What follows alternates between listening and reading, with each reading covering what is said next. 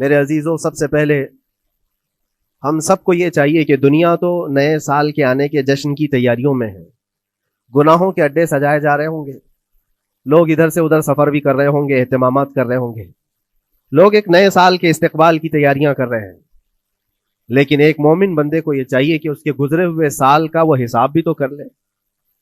حاسبوا قبل ان تحاسبوا، یہ فرمایا گیا ہے کہ اپنا حساب تم خود کر لو اس سے پہلے کہ اللہ تمہارا حساب لے لے. ہمارے گزرے ہوئے سال کے اندر کتنے دھکے کھائے، کتنی ٹھوکریں کھائی، کیا کیا نقصانات اٹھائے. سب سے بڑی بات تو یہ ہے کہ ہم نے کتنی عبادتیں کی، کتنی ریاضتیں کی، کتنی نمازیں ہماری ضائع ہوئی. یہ اگر محاسبہ کر لے انسان تو شاید ہو سکتا ہے آنے والا نیا سال اس کا بہتر طریقے سے استقبال ہو سکے. لیکن اگر صرف جشن کی تیاریاں کرتا ہے اور ہر نئے سال میں وہ اسی طرح کے دھوم دھڑاکوں سے داخل ہوتا ہے تو گزرے ہوئے سالوں کی غلطیاں اسے کبھی یاد نہیں آتی. اللہ تبارک و تعالیٰ قرآن پاک میں فرماتا ہے کہ تم سے ہر نعمت کے بارے میں پوچھا جائے گا، ہر نعمت کے بارے میں پوچھا جائے گا. حدیث پاک میں ہے، نبی کریم صلی اللہ تعالیٰ علیہ وسلم فرماتے ہیں کوئی انسان قیامت کے میدان سے اس وقت تک اپنا پیر نہیں ہٹا سکتا جب تک 5 سوالات اس سے نہ کر لیے جائیں. 5 سوالات میں سب سے پہلا سوال کیا ہوگا؟ اللہ تعالیٰ یہ پوچھے گا کہ میں نے تجھے جوانی دی، تو نے کہاں کہاں خرچہ کیا. یہ پہلا سوال ہے. اور محدثین و مفسرین فرماتے ہیں کہ ایک سوال کے جواب میں بندے کو 500 سال بھی لگ سکتے ہیں. اپنی صرف جوانی کا حساب دیتے دیتے کسی کو 500 سال، کسی کو 700 سال لگ جاتے ہیں. باقی کے جو 4 سوالات ہیں وہ بعد میں ہیں. اللہ نے صحت عطا کی تو اس کا استعمال کیسے کیا، دولت عطا کی تو اس کا استعمال کہاں کیا. صرف جوانی کا جواب دینے میں جب 500 سال لگ جاتے ہیں تو پوری زندگی کا حساب کیا دے پائے گا. اسی لیے میرے عزیزوں، جس کے پاس آج جوانی ہے یا گزر چکی ہے وہ غنیمت جانے ہیں، ایک ایک لمحے کو غنیمت جانے ہیں. اور ایک حدیث پاک میں آپ کو بتاتا ہوں، اللہ کے حبیب صلی اللہ تعالیٰ علیہ وسلم فرماتے ہیں 5 چیزوں کو 5 چیزوں سے پہلے غنیمت جانو. اس میں سے 2-3 میں ذکر کرتا ہوں. حضور پاک صلی اللہ تعالیٰ علیہ وسلم فرماتے ہیں اپنی صحت کو غنیمت جانو بیمار ہونے سے پہلے. آج صحت مند ہو تو اس کی قدر کرو بیمار ہونے سے پہلے. ہاتھ نہیں ٹوٹا ہے ابھی، پاؤں نہیں ٹوٹا ہے، سر سلامت ہے، سوچنے کی طاقت ہے، زبان سلامت ہے. اپنی صحت کو غنیمت جانو اور ہر دن اللہ کا شکر ادا کرو کہ مولا میری طاقت اور میری حیثیت سے زیادہ تو نے مجھے عطا کیا ہے. اور اگر اپنی صحت کا خیال نہیں ہے، قدر نہیں ہے، تو جاؤ کبھی کسی کینسر ہاسپٹل میں جا کر کے دیکھو. کئی ایسے لوگ ہیں جو موت اور حیات کے بیچ لڑ رہے ہیں. کچھ تو ایسے ہیں جو روز موت کی تمنا کرتے ہیں لیکن موت بھی نہیں.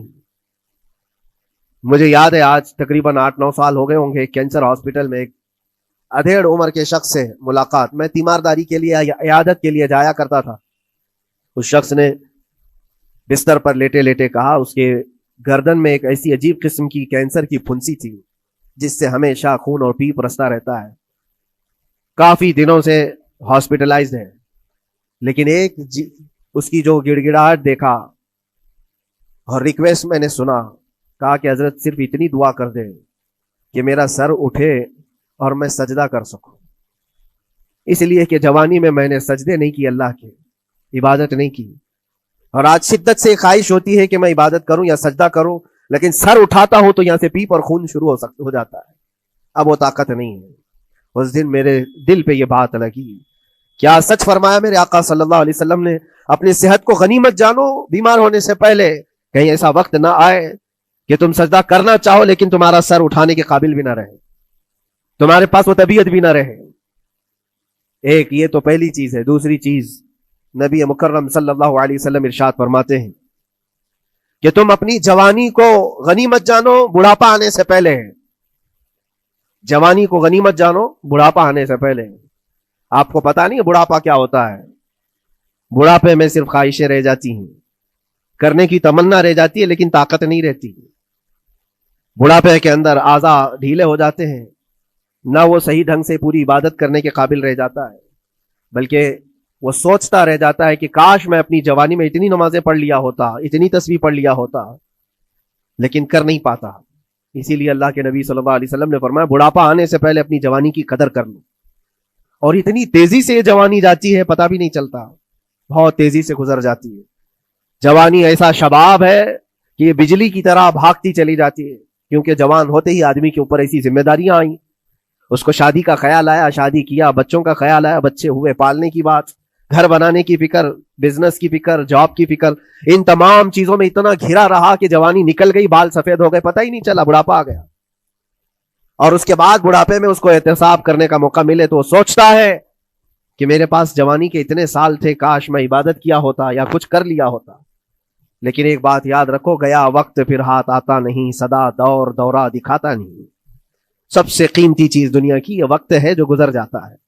آج کا جمعہ پھر ہم صدیوں بعد بھی یا جتنی بھی زندگی ہو یہ دوبارہ نہیں لے سکتے، یہ واپس نہیں آئے گا ہماری زندگی میں۔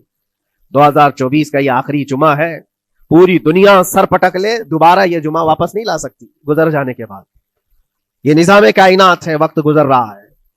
الوقت کالسیف، یہ وقت تلوار کی طرح ہے، اس کو تم کاٹ دو ورنہ یہ تمہیں کاٹے گا۔ تیسری چیز رسول پاک صلی اللہ تعالی علیہ وسلم ارشاد فرماتے ہیں، دو چیزیں میں نے بتایا، پہلی یہ کہ صحت کو اپنی قدر کرو، غنیمت جانو بیمار ہونے سے پہلے۔ دوسری چیز ہے اپنی جوانی کی قدر کرو بڑھاپا آنے سے پہلے۔ اور تیسری سب سے امپورٹنٹ ہے، اللہ کے نبی نے فرمایا زندگی کو غنیمت جانو موت آنے سے پہلے۔ پہلے والی دو چیزوں میں تو تمہارے پاس موقع تو ہے، صحت چلی گئی، بیمار ہے، لیکن بیماری میں بھی توبہ کر رہا ہے، اللہ اللہ کر رہا ہے، چلو ٹھیک ہے۔ جوانی چلی گئی لیکن بڑھاپا ہے، بڑھاپا میں تو اللہ اللہ کر رہا ہے، عبادت کر رہا ہے، یہ دونوں میں تو موقع ہے۔ لیکن زندگی ختم ہو گئی، موت آ گئی، تب پھر کیا ہے؟ موت کے بعد پھر کوئی عمل نہیں ہے، موت کے بعد کوئی عمل نہیں ہے۔ حضرت سفیان ثوری رضی اللہ تعالیٰ عنہ کی وہ بات مجھے یاد آتی ہے، ایک جنازہ جا رہا تھا اور اس جنازے کے پیچھے ایک 8 سال کی بچی روتی ہوئی جا رہی تھی، اس کے باپ کا جنازہ تھا، بہت رو رہی تھی، بہت گڑ گڑا رہی تھی۔ کیا جملہ کہہ رہی تھی؟ کہتی تھی کہ ہمارے گھر پر، ہم پر جو آج مصیبت آئی ہے اس سے بڑی مصیبت کبھی آئی نہیں، بہت بڑا صدمہ ہے، بہت بڑی مصیبت ہے۔ تو حضرت سفیان ثوری نے اس بچی سے کہا، بیٹا تمہارے اوپر جو مصیبت آئی، تمہارے گھر پر جو آئی، وہ کل کو ٹھیک ہو جائے گی، تم پھر معمول پر آ جاؤ گے، بلکہ بات یہ ہے تمہارے باپ پر جو آئی ہے وہ سب سے بڑی ہے، وہ موت ہے، وہ سب سے بڑی ہے، کیونکہ وہ پلٹ کر کے آنے والا نہیں ہے۔ جنازے کو دفن کر دیا گیا۔ دوسرے دن قبرستان میں حضرت سفیان ثوری کہتے ہیں اسی قبر کے پاس میں اس بچی کو روتے ہوئے دیکھا۔ بچی کو باپ سے بڑا لگاؤ رہا ہوگا، وہ قبر کے پاس بیٹھ کر کے رو رہی تھی، یوں کہہ رہی تھی، ابا آپ بیمار تھے، میں دوائی لا دیتی تھی، آپ سونے کے لیے جاتے میں بستر جھاڑ دیتی تھی اور بچھونے بچھا دیتی، آپ کو اڑا دیتی چادر، اور آپ کو کھانا میں لا کر پروس دیتی۔ کل کی رات کیسی گزری؟ کیا کسی نے دوائی پوچھی آپ کو؟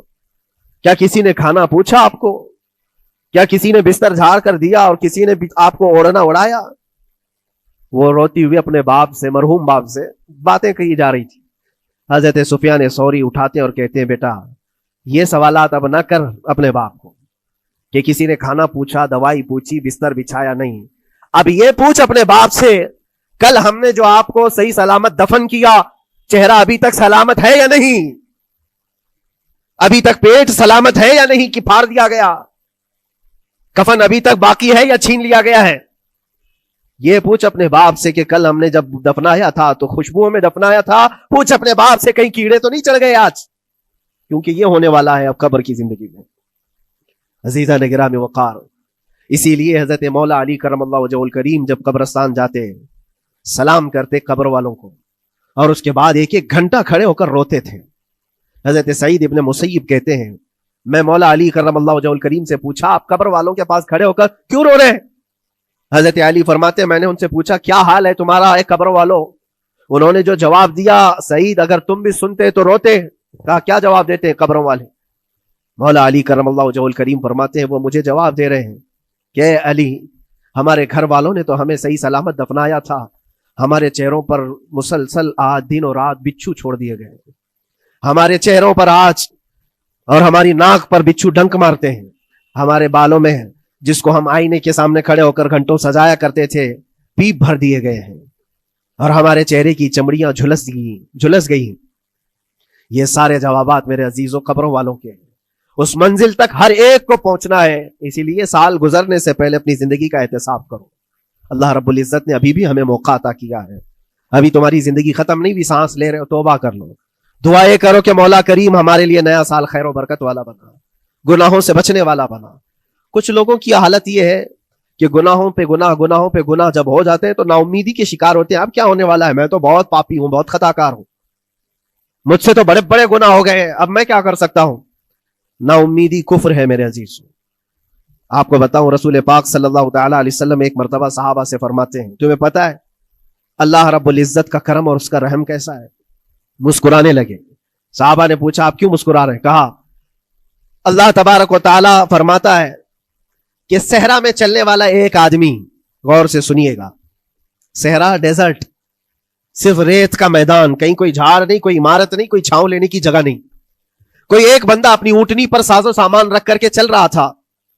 صحرا کا سب سے بڑا پرابلم یہ ہوتا ہے کہ راستہ معلوم نہیں ہوتا, ہر طرف تو سیدھا ہی راستہ دکھتا ہے, ڈائریکشن پتہ ہی نہیں ہوتا, چاروں طرف سے آسمان ملا ہوا دکھتا ہے, جیسے سمندر ہے ویسے صحرا ہے. کبھی اگر آپ نے سفر کیا ہو, ہم نے مصر میں دیکھا ہے 200-250 کلومیٹر تک گاڑی چلتی ہے, ایک درخت بھی نہیں آتا, ایک عمارت بھی نہیں آتی صحرا میں. راستے بھول جاتے ہیں لوگ. پہلے کے دور میں تو کوئی نیویگیشن بھی نہیں تھا. تو کوئی بندہ ایسے جو اونٹنی پر ساز و سامان رکھ کر کے سفر کر رہا ہے اور ایک جگہ تھک کر کے سو گیا صحرا میں. سنیے, یہ مثال فرما رہے میرے آقا صلی اللہ علیہ وسلم. تھک کر کے سو گیا اور جیسے اس کی نیند کھلی تو دیکھا اونٹنی ساز و سامان کے ساتھ غائب ہے, کچھ بھی نہیں ہے اس کے پاس.